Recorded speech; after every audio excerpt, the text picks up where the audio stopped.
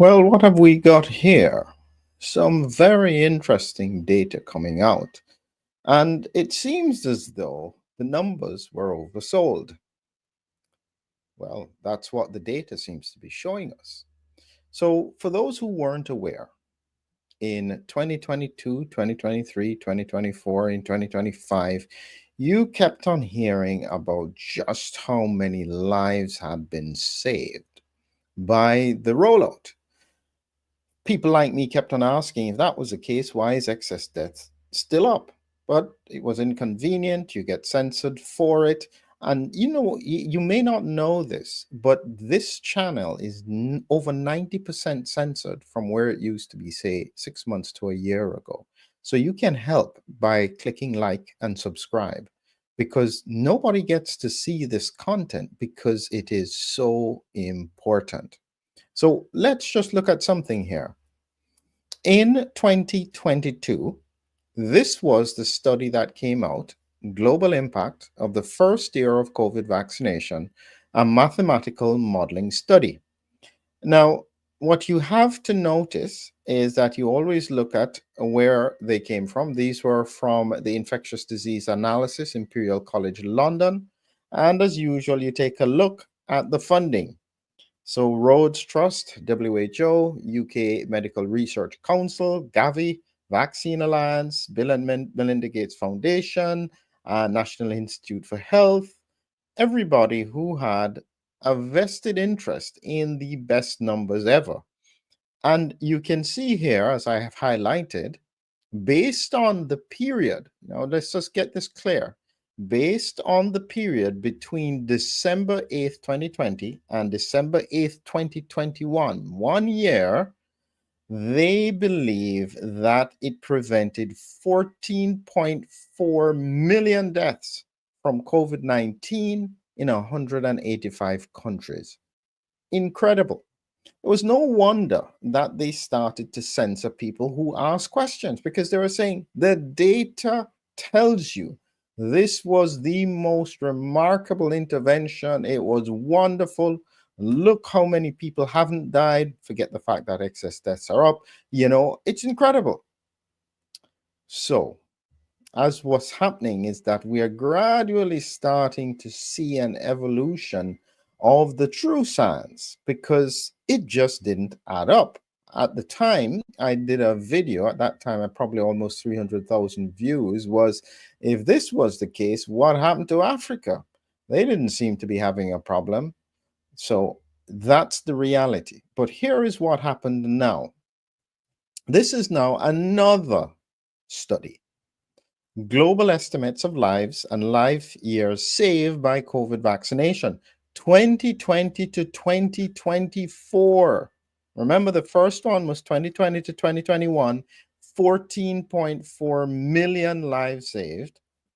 From 2020 to 2024, therefore, let me just try and think of the numbers. We should be talking about 56,000 lives, a million lives saved. Let me look. Oh, look at this. More than 2.5 million deaths were averted. Hold on. In 1 year, you had 14.4 million deaths averted. And in 4 years, you have 2.5 million deaths averted. That's very strange, isn't it? So, as usual, you start off by looking at the funding source. And in this case, the funding support for the author here, the main author, was just a gift from Sue and Bob O'Donnell to Stanford University. This is where it was done. There was some funding from the European Network Staff Exchange, and that was about it. So he could therefore do a proper objective analysis of the data. And this is the reality. And let me just warn you, you're only starting to see the tips of the iceberg from the things that I've been talking about, because I am telling you, the reason why this is suppressed is because I really have a detailed understanding of the science. I've been talking with experts across the world for years. They identified and predicted these issues. And worryingly, this is only starting to identify some of the patterns that we had predicted. So, the first question that I ask myself is when I look at this study, even though it has dropped from 14.4 to 2.5, is this 2.5 actually accurate? Now, that's very worrying. It's like a negotiation where, you say, okay, I'll buy your car for 30,000, um, and then you drop it down to like 8,000. That's not good negotiation. So from 14.4 in 1 year to 2.5 in 4 years, those numbers don't sound as pretty. So when I looked at the paper, I had a few thoughts. And you have to understand first that this is a mathematical extrapolation as well, similar to the first study. Models may give unreliable results depending on assumptions. And one of the problems I've found is that many people who are doing the modeling don't understand what causes severe disease. Because if you understand the mechanism of severe disease, it would help you to be able to know when you're doing your models what are the right numbers when you look at something. So I'm just going to be showing you some numbers here that they've got. So from this recent study here, when they look at the lives saved by vaccination before Omicron, during Omicron, you know, for the age group 0 to 19, it was 299 young people that were saved across the world, 0.1%. Just look at that, 299. And can you believe that still in place in some universities, they still have COVID vaccine mandates? That is certainly not science. I don't know what it is. I'll not make any judgments. I'll try not to get into trouble, but that is not science. What they found was that exactly as we had said, because if you looked at the data, you knew who was high risk. So I wasn't one of those people who was against vaccination. I understood the autoimmune principles and I understood that there were risks, but I recognize that if you're going to take risks, do it on the cohort where the risk of severe disease is greatest, because if you're going to do something, at least minimize that risk.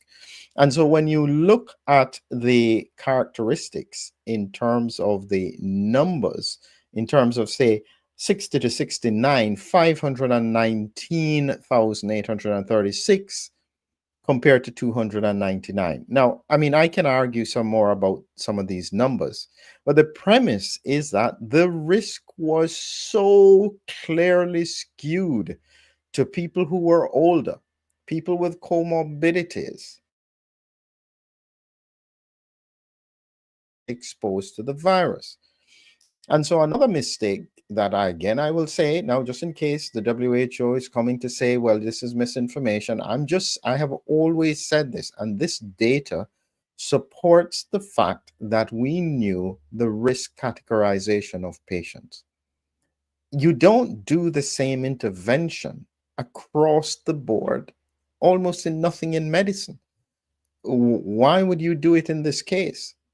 And you have to remember that what happened in the pandemic, at the time, they didn't know that the vaccines were, not, well, you understand what I mean.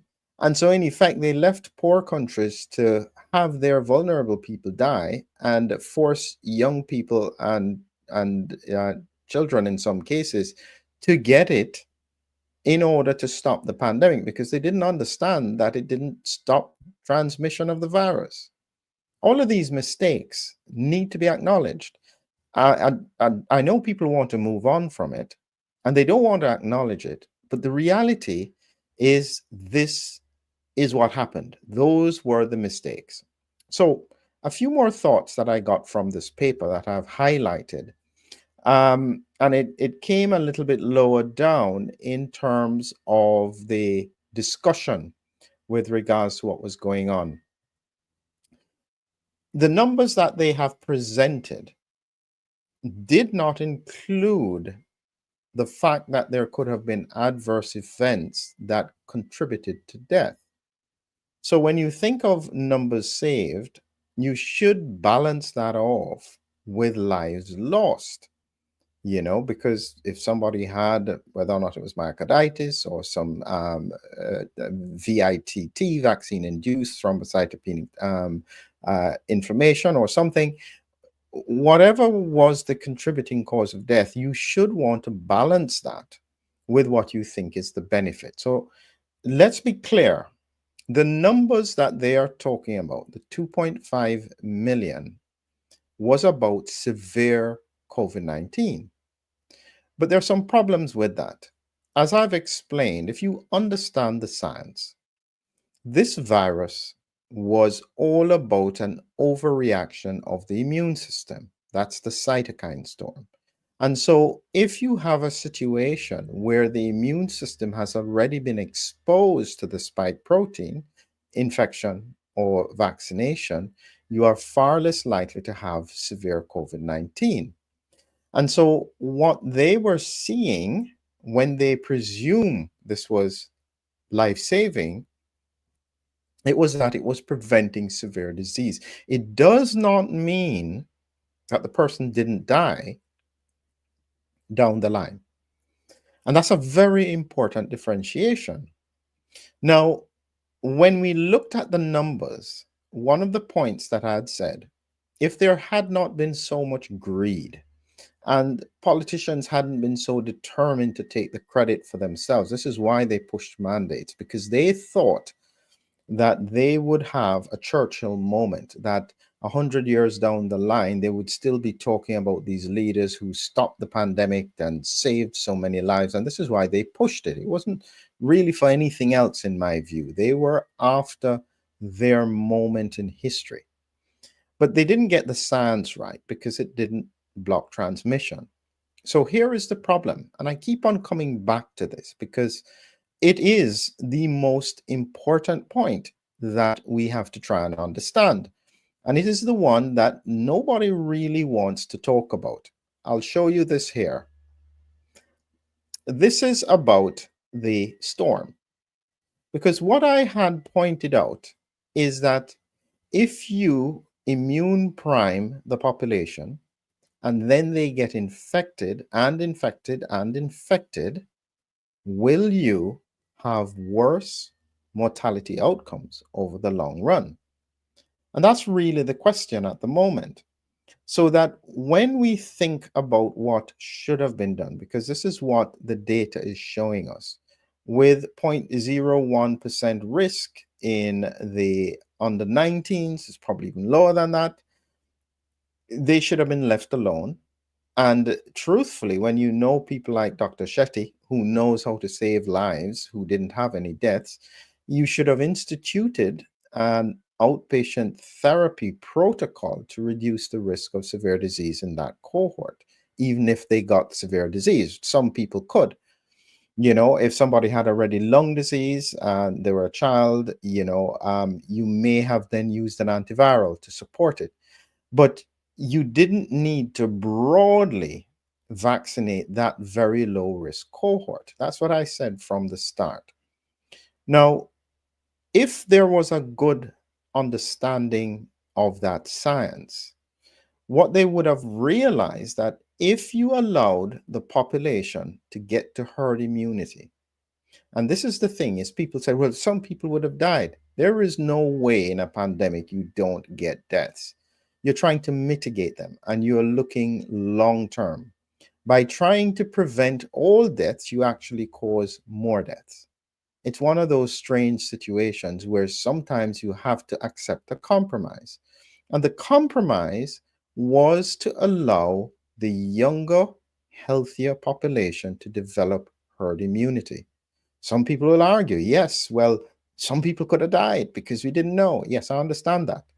But if you had combined it with early treatment, with people who were getting good outcomes, where even if they had severe disease, you got in early with your steroids, or if you used some other medication that I can't say to reduce the severity of the disease, you would have then been able to build herd immunity, stop the circulation of the virus, and therefore, what would have happened is that in your high risk cohort, who was then vaccinated, even if they were exposed, they would have had low risk of severe disease, and you wouldn't have the awful situation we've got now where the immune system across the population cannot control the variants because it seems to be too focused on the spike protein. And so everybody's getting infected over and over again. The outcomes are likely to be disastrous. That's where we are. And nobody wants to acknowledge that. One of the biggest pieces of damage that was done was highlighted in the paper here. And this is what they said. Even though COVID vaccines were clearly a major achievement, okay, their benefits did not necessarily match the benefits of several other widely used vaccines. That is blatantly obvious. Decrease in trust and increased hesitancy for these vaccines may be devastating. Listen, I keep on saying it, and people don't like it when I say it. When they start fussing about the unvaccinated with measles and whatever else. And I'm saying, hold on. You have just overhyped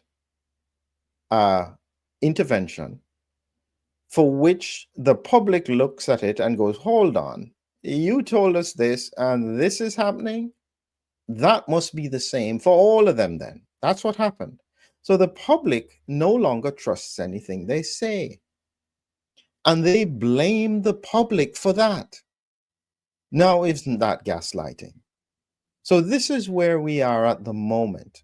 The data, as I said, when you look carefully at this paper, they make a number of provisos here. They are only looking at modeling. They're estimating the amount of lives that were saved, and they specifically did not look at adverse events. And so your adverse events would dig into these numbers even more. So if you had 2.5 million people dying of adverse events within days or weeks or months, then the balance is zero. Potentially, if more died, the balance is negative. If this 2.5 is still too high, which I suspect it is, and there's a reason why I say that. One of the other important things that they don't seem to understand. There are some people who would not get severe disease because they had been exposed to other viruses, not just coronaviruses, rhinoviruses recently, and therefore had natural mucosal immunity. They're the people who just don't seem to get sick at all. That is a big cohort, and it could be, in some estimates, between 70 to 90% of the population. Additionally, even in your vulnerable population, the older people who had severe disease would only get it if they had a strong immune response. So if they had a weak interferon response because they're so frail or they've got other comorbidities and they just can't mount any good immune response, they would not have gotten severe disease. We saw this very clearly clinically, where patients who you think to yourself, goodness, this patient has definitely going to die if they get COVID. They get COVID and they have almost no symptoms.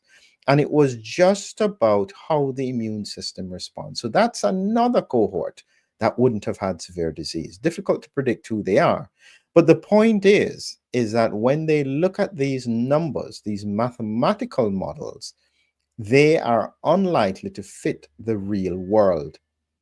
They think that one death was averted per 5,400 vaccine doses administered. So therefore, the question is, of those 5,400 vaccine doses administered, Did one person or two people die from adverse effects?